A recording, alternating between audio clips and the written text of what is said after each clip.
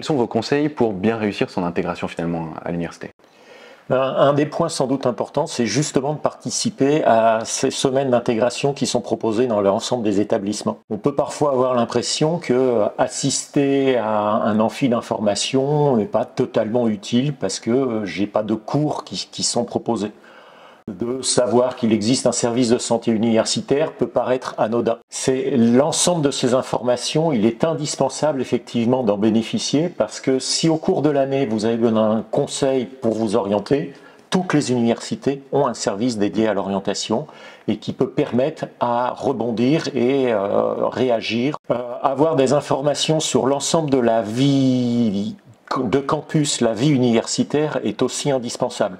Il y a des services dédiés à la vie associative et la vie associative va vous permettre notamment de vous intégrer parfois sur un territoire qui est nouveau, vous faire de nouveaux amis et surtout créer du lien. Pour pouvoir s'intégrer, il ne faut pas rester seul et c'est là que ces semaines d'intégration, c'est vraiment important d'y participer. D'accord, merci encore une fois. On entend souvent que la première année est difficile, qu'il y a parfois des abandons. Quels sont vos conseils pour bien réussir tout au long de l'année ? Alors pour bien réussir tout au long de l'année, ce qui est indispensable, c'est de bien comprendre quels sont les nouveaux objectifs. On va rentrer notamment à l'université dans un rythme où les enseignants ne vont pas vous dire exactement quel est le travail que vous devez faire. Ça veut dire qu'à la suite de chacun des cours, il est indispensable de vérifier les notes de cours que vous avez pu prendre, voire les remettre au propre si vous considérez que finalement elles sont difficilement accessibles. Ce n'est pas 1 ou 2 mois après que vous allez pouvoir vous rendre compte que vous ne comprenez plus ce que vous avez écrit.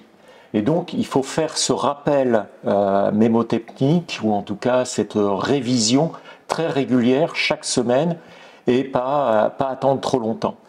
De même, on a un rythme qui va alterner cours magistraux en grand amphi, travaux dirigés en plus petits groupes.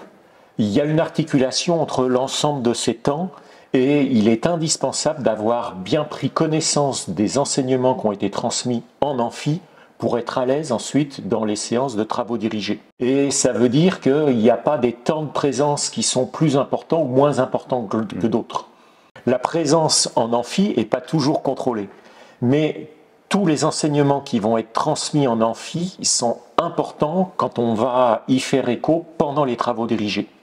Et donc, il faut s'astreindre à une assiduité régulière, à la fois en amphi, à la fois en TD, et surtout s'astreindre à une vraie dynamique de travail. Et pas se dire oh, « je suis spectateur de ce qui se passe dans l'amphi » ou « je suis spectateur de ce qui se passe en TD ».